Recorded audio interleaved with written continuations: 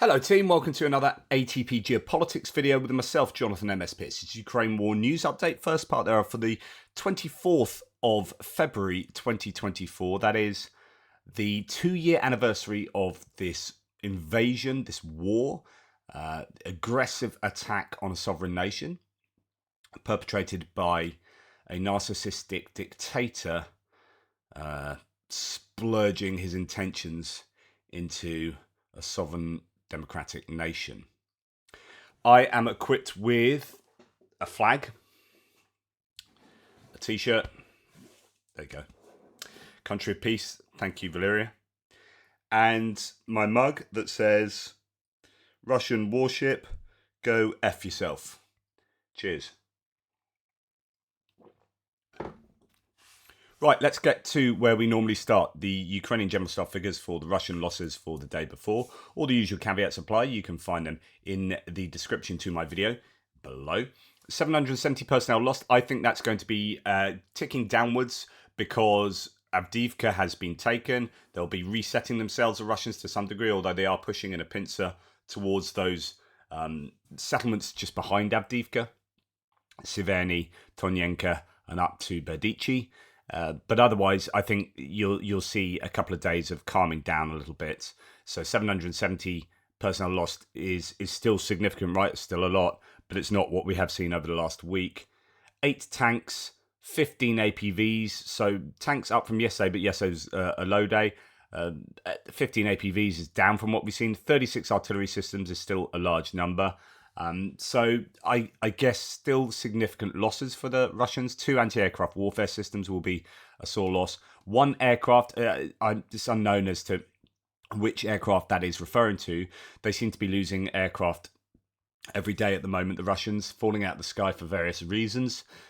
We have 28 vehicles and fuel tanks here and 1 piece of special equipment. So quite challenging day for the Russians, but particularly challenging in terms of aircraft. We'll come on to that. Right. Go to Andrew Perpetual's lost statistics that he has accumulated, aggregated, and analysed. Him and his team does magnificent work. Here we can see that the ratios are still in favour of the Ukrainians, probably about 2.5 to 1, or maybe 2 to 1. Yeah, probably 2 to 1, just over there. It's not the ratio that Ukrainians would ideally want. I keep saying they would much rather a 3 or 5 to 1, really. Obviously, they'd like 1,000,000 to 1, but that's not going to happen. So let's have a look at what the Ukrainians have lost. Let's compare the values. So we have, I would miss off that drone there. I don't think it's worth including them, but surveillance comms equipment and radar equipment. That'll be annoying for the Ukrainians to lose that radar. A boat there. Artillery, SPG, don't know what type it is. Some T-64 BV tanks, 3 of those, and another unknown tank there. A couple of them damaged. Bradley infantry fighting vehicles, not going to be too that they're not going to enjoy losing something like that. A Cobra armored fighting vehicle. I don't know. I wonder why the difference between IFV, APC, and AFV there, because I use AFV to be an umbrella term to include IFVs and APCs. But anyway, there you go. M113, a couple of Humvees, and some Bogdan trucks there. I presume those are Ukrainian trucks, but without the, it's not the Bogdana, which is the self-propelled gun on the Ukrainian manufactured self-propelled gun. We've got an MRAP and some other bits and pieces. So, bit of a mix of equipment there. There's a few losses thrown in there that the Ukrainians would rather not have. Obviously, well, they'd rather not have all of them. Right, let's look at the Russian losses. And then that plane at the top, already including the A-50. That is confirmed not only from the air, from interceptions, but the wreckage on the ground, and confirmation that 10 crew members, I think, have been found as well. They're all dead. So that is definitely, that has happened. It's done and dusted. That's worth $350 million, $330 million. I mean, that alone is dwarfs the Ukrainian losses here. So yeah, a huge loss last night for the Russians. But then we can add to that some comms equipment. All antenna wouldn't include that. some tanks, T-72s, T-80s. We have an awful lot of infantry fighting vehicles here. BMP-1s, quite a few BMP-1s that we don't see that many BMP-1s in a single day, but we are there. Some BMP-2s and 3s and unknown BMPs. I mean, look at that in terms of BMPs. That's 2, 4, 6, 8, 10, 12, 14, 16, 18, 20, 20, I don't know, between 20 and 30 BMPs in one day. And then you look at infantry armored personnel vehicles, that's 15, right? So from the day before, when the Ukrainians were posting really high numbers, and you think, oh, that's far too high. Well, there's visual evidence of a whole host of them there. And then you have some APCs and a few trucks and civilian vehicles. I think that's significant losses for Russia in terms of just a massive equipment as well as that A-50 plane. Now, I love what Andrew says here. Sometimes it feels like Russia doesn't want BMPs anymore, as he posts almost 30 BMP lost. And this is what those BMPs look like. So that is the end result. And that's sometimes why you can't tell which BMPs they are, because, you know, here, that's a BMP. I mean, goodness me, I wouldn't know how to identify that. Yes, really significant losses for the Russians in terms of the sheer volume of equipment in that list. Is certainly infantry fighting vehicles. Right, moving on, we're going to go to the plane losses because there's more than one last night. So in my breaking news update, I reported the A-50, that big AWACS style radar plane, that taking that down will then have a massive effect on the behavior of other aircraft. And indeed, that happened immediately, apparently. There were 5 jets in the air that were going to bomb Avdiivka, and they got out of Dodge. So straight away, the loss of that plane has had a material effect. There are various claims as to how many planes they have. So Thomas Tyner, for example, was saying he was chatting to a Ukrainian officer planning the Patriot ambushes of Russian Air Force planes, and Russia only had one operational A-50U AWACS aircraft left, according to them, and that was the one that went down last night, is the implication. Now, there are others who say they've got 3 to 5. I'm not sure. The other question is, if you lose, so you may have, say for example, I'm plucking this number, say you've got 10 AWACS or A-50 aircraft. Do you have 10 lots of crews for all of those? Or do you have fewer crews and you have planes, and some of those planes, the planes rotate, but the crews maybe don't rotate as much as the planes do? There are questions there. I mean, I don't know the answers to these, but there are some people that have been saying that actually they have fewer crews than they do planes. So even if they do have 3 to 5 planes left, if they have lost 2 lots of A-50 crews recently entirely, then actually that doesn't mean that you can just suddenly pull in another A-50 and get it up in the air. The crews are arguably just as important or more important than certainly immediately than the airframes themselves. So it depends. They might not have enough airframes. They might not have enough crew members, or they could have enough of each. I don't know. But these are things to consider. Now, the question has been, well, first of all, last night I said that there was another crash of possibly an Il-22, like we saw previously in the Mariupol area, where the Russians lost an A-50 and then a command and control plane. And that seems to have been a rumor that was unfounded. Everything's burning over there, ammunition exploding. Basically, there are corpses floating around, says a resident of Russia's Krasnodar Krai, who approached the debris of the Russian A-50U radar command plane down by the Ukrainian forces, and more about that in a second. So the A-50 definitely went down. There were these claims about the Il-22 that I think were unfounded. So, you know, a second aircraft crashing in the same area. Second plane could be either an Il-22M or an Il-76, but PS01 here said contradictory information at the moment. That has not been confirmed, and I have seen no other evidence that either an Il-22 or an Il-76 was lost in the same area. We'll talk about the range in a second, but there were other planes apparently lost, potentially 2 Su-34 jets in Henichesk area in Kherson Oblast. So that's at the top of Crimea, top right of Crimea. Russian Telegram reports that 2 Su-34 jets either crashed or were shot down by Ukraine today near Henichesk. This would bring the total number of planes crashed or shown shot down, sorry, today to 4. I would walk that back because I don't know about that second, as I say, command and control plane. And I can't confirm that there were 2 jets. I think there's evidence of 1 jet here. So there is an explosion in Helichessk here of 1 Su-34. So it appears it appears that there was definitely 1 Su-34 that's lost, as far as I can work out. But there could well have been 4. There could well have been 4. That's your maximalist. That's your best Ukrainian situation. 2 big old planes and 2 jets. 2 sort of fighter jets. Don't know. So now, what took the A-50 down? And there's lots of talk about this because there is a claim that the Patriot air defense system, and many of you said this on my threads, was too far away. That at over 200 kilometers, it can't reach. Then there are other claims that I heard, and actually listening to Andrew Perpetua's live stream last night, there have been tinkerings with Patriot missiles. That means you can get over 200 kilometers out of them. So that is one option. It could well have been a Patriot that has been adjusted. The other option is, well, there are 2 more options, is second option for the Ukrainians is a modified S-200. So these are the older air defense missiles that we've seen them use a number of times. We've seen them use these to attack ground targets. So the claim has appeared in Ukrainian media that a Russian A-50 was shot down by an S-200 missile system. According to UP source, a Russian A-50 long-range radar detection aircraft was shot down by an S-200 long-range anti-aircraft missile system.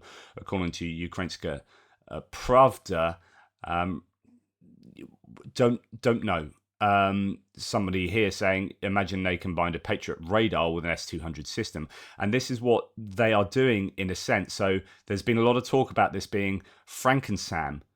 So maybe not like a different missile on a platform it's not supposed to be on, but maybe using missiles with radar systems of different types, and possibly, the utilization of Link 16 and you can join all these radar systems together to give you a greater picture of the skies, and then use whatever missile system that best suits you. So who knows? Now just a little bit more information on this. Ukrainian GUR, the Russian A-50 was shot down by the S-200. S-200 Vega M is the upgraded version of the S-200B. Solid fuel boosters are used. The maximum range is increased to 240 kilometers. With an AWACS aircraft up to 255 kilometers. In other words, if it's a slower moving aircraft that's, you might not need as much fuel, or I presume you can eke out some extra range if it's that big old aircraft rather than, I don't know, a Su-34 or something like that. So ceiling of 0.3 to 40 kilometers. That is a potential there is this S-200s. The other option, and many are saying, so here John Ridge says that it's a air defense system by the Russians, right? And many people are saying this. The evidence given here is that you've got the plane over there, and you've got this air defense missile system here that fires up to shoot at it. Now, there are counterclaims to this, so let's just play this out. Let's turn it down the volume there. So here we have, it appears to be the A-50 sending out flares. So the key thing is already sending out flares, which means that there are possibly air defense missiles in the sky, or it's detected this radar installation and is sending out flares ahead of this missile being sent off. But I mean, it seems rather bizarre that the Russians here would think that a Ukrainian aircraft would be that close that they wouldn't know that that's the A-50. The A-50 had a flight path. It hadn't just taken off and it wasn't just about to land. The flight path was... we have that here somewhere. No, it's this one. Where are you? Yeah, so this is the flight path. It had already been looping around before it was hit. So Russian air defense system taking it out it would really mean that the Russians are being really, really incompetent. Now, we've seen before that the Russians prefer to say that their air defense system shoots them down rather than the Ukrainians shoot them down, because that gives Ukrainians too much kudos, and admits that they do have the skills to do things that are really worrying for the Russians. So they prefer to say that actually we shot it down ourselves and we'll hold our own responsible. Now, there's lots of talk, and you can see this. John Ridge says, and there we have it, video of a SAM, surface-to-air missile, flying out towards the A-50U, looks to confirm it was indeed Russian-friendly fire. But lots of people below here saying, not too sure. So A-50 was flaring already when the missile went out. John Ridge says that doesn't really change the conclusion. And then would the Russian air defense try to intercept Ukrainian air defense trying to shoot the A-50? Yes, crazy, but the flares before the missile launch suggest someone hostile already locked onto it, yes or no? If passive radar seeking, then the lock will be acquired before the missile is fired. So they're probably flaring in response to it being locked by their own anti-aircraft. That's what I was just saying. But then lots of other people like piling in. There are many people to say that that Russian air defense system could well have been firing at a Ukrainian air defense missile, because other than flares, this A-50 won't have any other defensive mechanism really. So the Russian air defense system could have been trying to take out, say, for example, the S-200 missile coming towards it. Who knows? I guess the truth will eventually come out, but at the moment there are just lots of rumours about how the A-50 went down. Good news is it went down, and that is an expensive piece of kit. They're not going to replace it. Not at the moment, not this stage of war. They can't replace those crew, not easily. It takes a long time. The expertise, the experience of those people, and the capability of that aircraft and what it would have been doing on a daily basis will now not be there. I mean, I know we had that A-50 operating fairly close to there before, and this one's just a little bit further south, which already tells you that they're moving a bit further back from where they were to be more cautious, but they can still be hit there. This is a really good bit of news for the Ukrainians, and if you can include two Su-34s, then that's even better. Now, the intercept that was recorded, there was a flash, then explosions. The details of the downing of the A-50 were posted by the main intelligence department of Ukraine. It is reported that Russian Air Force A-50 long-range radar detection aircraft was shot down near the town of Primorsk-Akhtarsk on the Azov Sea. It's also known that after the downing of the A-50, 5 more Russian aircraft which planned to conduct airstrikes near Avdiivka were withdrawn from combat operations.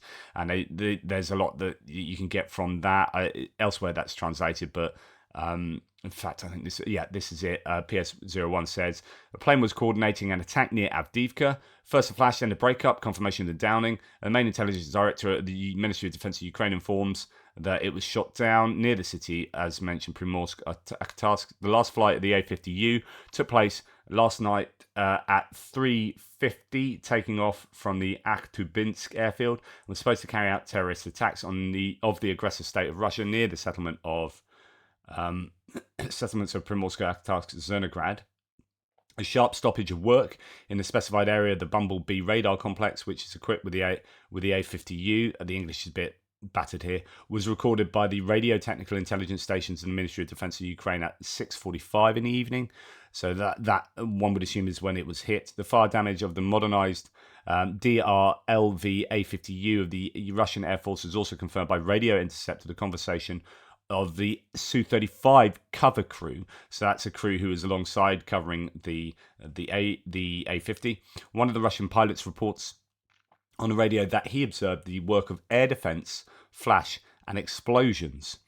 An additional sign of the success of the joint operation of the GUR and Ministry of Defense of Ukraine and the Air Force of the Armed Forces of the Armed Forces is the order to stop the missions for 2 Su-35 aircraft as well as 3 Su-34 of the Russian Federation, which were performing tasks near NP Miliorovo. Some of them plan to carry out airstrikes near Avdiivka.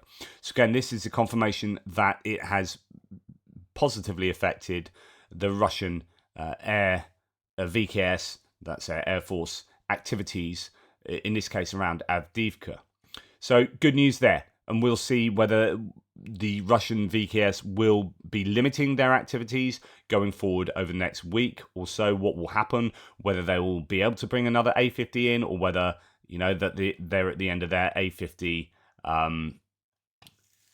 repertoire. As far as Ukrainian losses here, a VHF radar system, a Malachit, was destroyed. Now, why this is interesting, I mean, it was proper destroyed as well. It was destroyed by an anti-ship cruise missile, the KH-35, or also known as the X-35. And I find that kind of important to note, because they're using a cruise missile, an anti-ship cruise missile, very difficult to take down, these, to take out a single sort of military target piece of equipment in the middle of a field. That's not usually what you see cruise missiles get used for. And I don't know what story that tells you, whether they thought that this was a really important piece of kit and they had to take it out with that missile, or it's the only missile they had that they could use, or like, what's the story behind that missile being the one used to take out this bit of kit? I was trying to find out what the cost of that Malachit. I mean, it's basically a P-18 radar system. They have been destroyed before, but it calls it a crucial one here, given the 2022 one that was destroyed in 2022 by Lancet. They have the ability, if we look at the bottom of the article here, the P-18 Malachit radar station can track objects with speeds of up to 1,000 meters per second and can process up to 256 targets in automatic mode. Airborne targets such as MiG aircraft flying at about 10 kilometers can be detected at distances of approximately 300 kilometers. Objects at lower altitudes can be detected from distances of 100 kilometers. The deployment of the station with a 5-person crew takes roughly an hour. So I imagine this was a pretty high value bit of kit, even though it dates back to the 1970s, depends on the upgrades and the variants. But I'd assume that Ukraine are going to rue missing that. And the Russians obviously think that a K-35 anti-ship cruise missile is a worthy munition to take that out. Right, moving on to standoff munitions, distance attacks here. We've got another night of drones and cruise missile attacks, but not huge. All 12 of Russia's attack drones were taken down, so it's 100% interception rate for the Shaheeds, as well as 2 of the 3 KH-59 missiles. However, 2 Iskander-M ballistic missiles or rockets evaded air defense. There are various claims of damage and destruction. Odessa seems to have been targeted again. One of the downed drones hit an apartment building there, leading to death and injury for a number of people. So yeah, Odessa was in a bit of trouble. And yeah, more videos coming out from Odessa. What else happened? Okay, that's another video from Odessa and emergency services working there. We have powerful explosions on the other side of the coin. The Ukrainians had a very busy night by the looks of it, attacking some key, not a huge number of places, but some really significant places. Kursk appears to have been targeted. Not sure what was targeted there, but there were apparently huge explosions, powerful explosions, caught on CCTV and whatnot, but who knows what the targets actually were. And then we had an incredibly sizable explosion and possibly some pretty big ramifications to this in Russia. So the invaders' air defense worked perfectly in Kursk and Tula, apparently, where 4 drones in total were taken down. Who knows? But the Kremlin's MOD didn't mention air defense in Lipetsk for some reason. So what happened in Lipetsk? Well, a massive metalwork plant burned after the explosion in Russian city of Lipetsk. It's thought that it's the biggest such plant in Russia. It hardly needs saying that it helps produce a lot of weapons, rockets and more towards Putin's war efforts. And this is a video that is doing the rounds. Defense intelligence has now confirmed to journalists it was a drone attack. Obviously, Russia says there were no casualties and tried to play down what is described as damage to one of the NLMK's workshops. Yeah, huge activity going on here.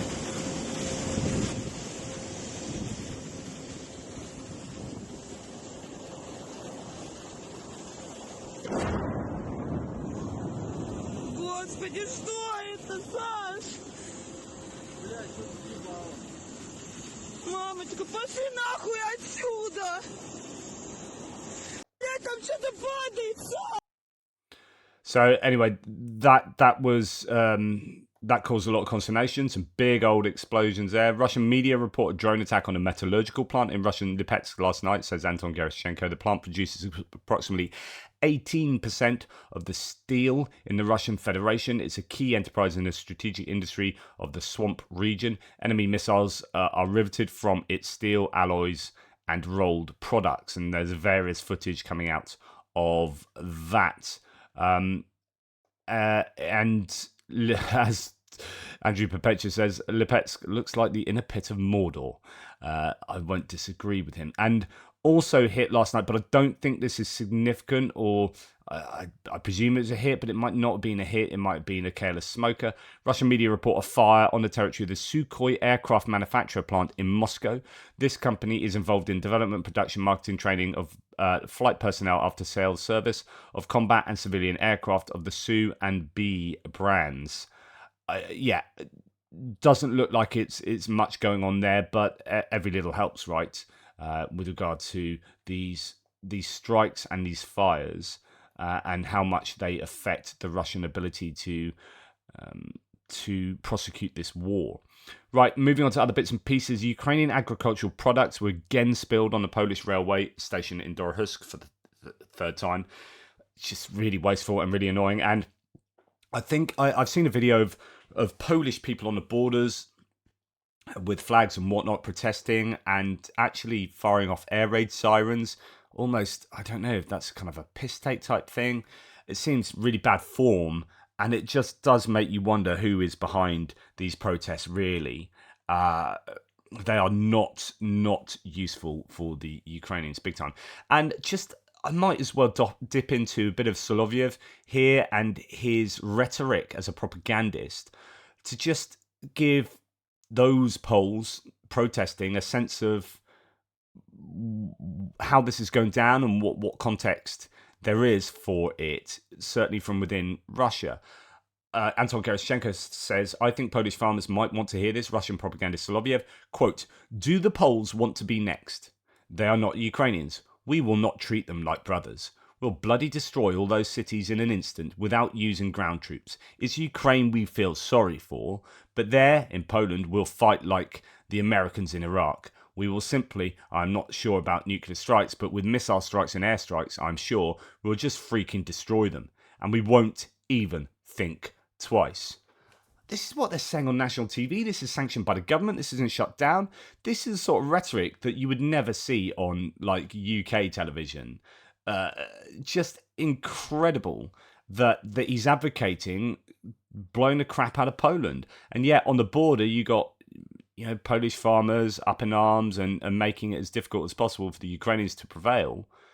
Yeah, I don't know. I think that's a useful thing for Anton Gerashchenko to point out there.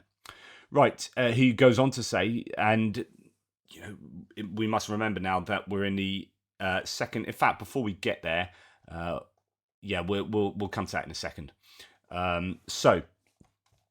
Hellish conditions, says Chris Owicki, on the front line in Ukraine have reportedly led to an upsurge in extrajudicial punishments in the Russian army, with soldiers being hanged from or tied to trees for days, forced to rape each other, or thrown naked into open pits in freezing temperatures. I'm not going to read through this whole thread. It's a big old thread, but this is a big challenge for morale in Russia. You've got video evidence, you've got first-person testimonies of what is taking place in these Russian army units, what is taking place behind the front lines. It is pretty terrible. It's brutal. Brutal punishments, and pretty perverted and disgusting things going on.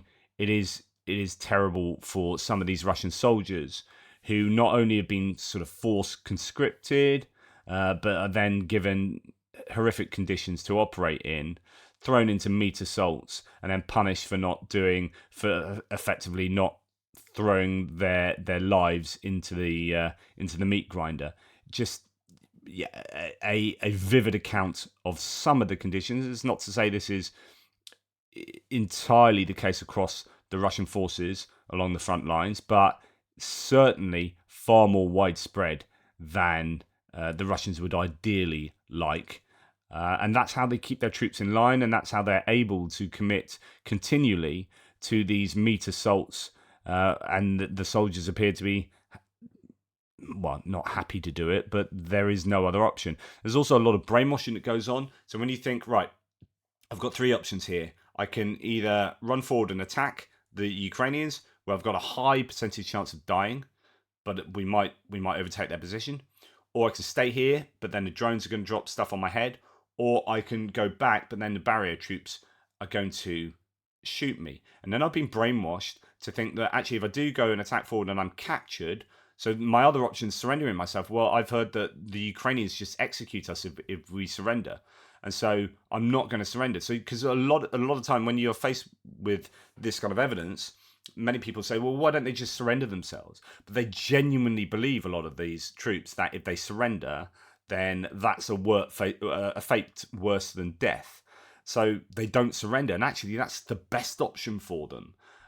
Occasionally, they do surrender, and they realize, maybe they come across the Ukrainian propaganda to support surrendering, or maybe they realize that they are being lied to. But it seems more often than not they don't surrender, and so they go for one of those three options. And then actually running forward and overtaking the Ukrainian position is the highest probability chance of continuing to live. Stay where you are in your trench and get hit by your own artillery, like trying to flush you forward, or drones dropping stuff on your head. Run backwards, you get shot by your barrier troops. So forwards is your best chance, and that's explains, I think, why the Russians continue to attack in the way they do. And all of this from Chris Owicki, for example, all of this gives you a real indication of the psychology behind these troops, and the how fear is used by the Russian armed forces to generate motivation to move forward. Right, now, in Moscow, police have detained journalists at a rally organised by the wives of mobilised soldiers. So, this is what freedom looks like in Russia. Freedom of speech here. Oh yeah, journalists get arrested for reporting on the wives of mobilised soldiers rallying. Then these people who experience this stuff that Chris Owicki's talking about will be contacting their family and friends when they can, and that information gets out, and that is good news for Ukrainians if there are consistent rallies by wives and mothers of mobilized soldiers. This was one of the undoings of the Afghanistan conflict. The Russians were there for a long time, lost a lot of troops.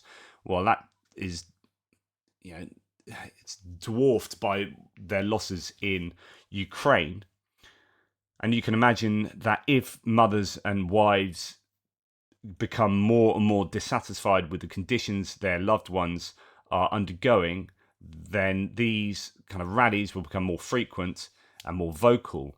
And that will be a massive challenge for the Russian war effort, for the Kremlin. They will try and shut these rallies down. Here they're shutting down the journalists, so there's no reporting on it. And eventually you would assume that they would shut down the people themselves, the mothers and wives. Right. Now let's remember what day it is. So today is the second anniversary of the full-scale invasion and 10 years of Russia's war with Ukraine. I would like to honour, says Anton Gerashchenko, the memory of all Ukrainians who died during this horrible war, our heroic defenders who laid down their lives for Ukraine's freedom and independence, for our future. Ukrainians who were killed by Russian attacks on peaceful towns and villages. Let's remember all those tortured to death by the enemies in prisons, shot for flying the Ukrainian flag, or for the words Slava Ukraini, killed in their homes by Russian missiles. We remember all of those who sacrificed their lives for bringing our victory closer, and all those whose lives were destroyed by Russia. Eternal memory to all of them. And let's just get a sense of the range of people who have been involved here.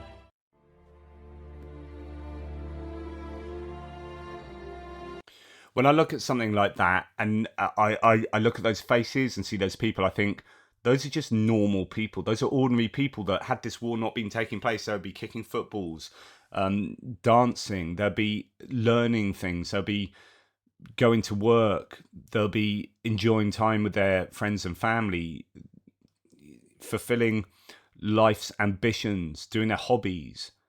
Just that's a selection of just everyday people to me, and it's just so very sad. I would also then like to leave us, I guess, with a slightly more uplifting message. This is I'm going to give you two little songs. They're the same songs. This is an individual singing it, a soldier, and then we'll look at others in a second. Поїхали.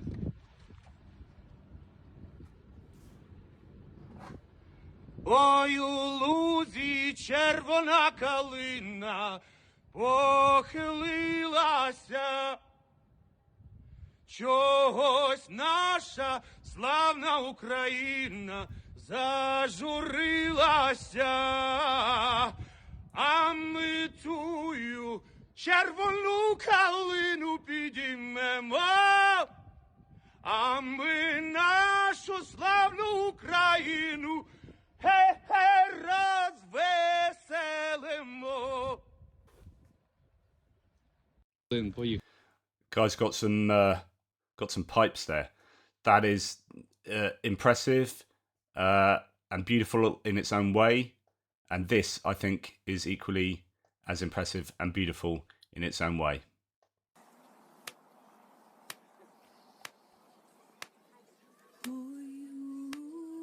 Червона калина похилилася, чогось наша славна Україна зажурилася, а ми тую червону калину піднімемо, а ми нашу славну Україну гей, гей, розвеселимо. Ой, у лузі червона калина похилилася, чогось наша славна Україна зажурилася, а ми тую червону калину піднімемо, а ми нашу славну Україну гей, гей, розвеселимо. Ой, у лузі червона калина похилилася, чогось наша славна Україна зажурилася, а ми тую червону калину піднімемо, а ми нашу славну Україну гей, гей, розвеселимо.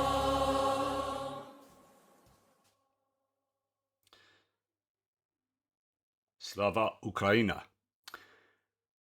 If you can get out to somewhere, unfortunately, it doesn't seem to be anywhere particularly close to me that's doing it today. But if you live near a place where they are marching or gathering for solidarity with Ukraine, please go and do that. Matt from Australia, Matt Bishop, whom I have interviewed before, helped me with live streams. He has said, well, he sent me some images of him in Perth, or what he's seen in Perth, and that's fantastic. If you guys can go and do that, if you still have time to do that today, please do, and let me know. Share with me somehow what you have experienced. And look, here's a bloody legend himself. So, well done, Matt. Big love from me. Whoop, whoop. Slava Ukraina. And keep this conversation going. Make sure people are aware. Make sure people are aware of the truth as well. It's super, super important. That's hopefully my job here. Well, it is what I see as my job here. Hopefully is having some purchase on some people somewhere in the world. Thank you to people like Matt for keeping the conversation alive. Take care. Speak soon.